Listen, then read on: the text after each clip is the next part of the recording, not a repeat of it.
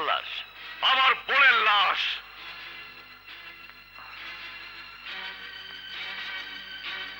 Sir, আমার বাবা আপনার বাড়িতে কাজ করেছে। স্কুলের পড়া শেষ করা থেকে আমিও আপনার বাড়িতে কাজ করি। দুই পুরুষের সেবার এই কি প্রতিদান, দিন রাত পরিশ্রমের এই কি পুরস্কার। আদরের বোনের বেইজ্জতি মৃত্যু, তার রক্তাক্ত লাশ। বলুন জবাব দিন, বলুন জবাব দিন। মৃত্যুর অপবাদ কি তুমি আমাকে দিচ্ছ? গরিবের বুক ফাটা আর্তনাদের নাম অপবাদ নয়। কে তোমার বোনকে খুন করেছে? আপনার ভাই বশির। বশির যে তোমার বোনের ইজ্জত কেড়ে নিয়েছে, তার কোনো সাক্ষী প্রমাণ আছে? আপনার ভাই যে ইজ্জত ছিনিয়ে নিয়েছে তার প্রমাণ অবশ্যই আছে। বিশ্বাস করি না, তুমি মিথ্যে কথা বলছো।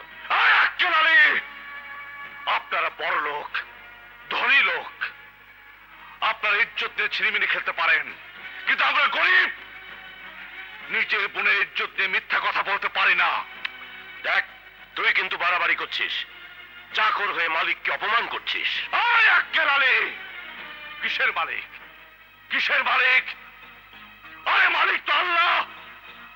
তোরা চাকর চেয়ে অধম। এতদিন তোদেরকে মালিক মনে করে মাথার তাজ ভেবে তোদের সেবা করেছি, সকল অন্যায় অত্যাচার সহ্য করেছি, কোনদিন টু শব্দ করিনি।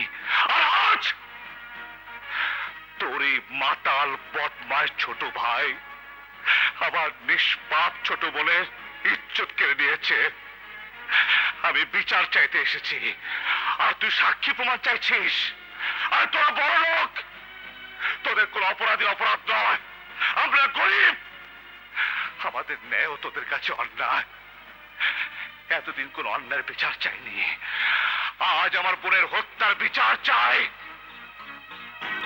বিচার চাইলেই তো আর তোর বোনকে ফেরত পাবি না। যে মরার সে তো মরেই গেছে।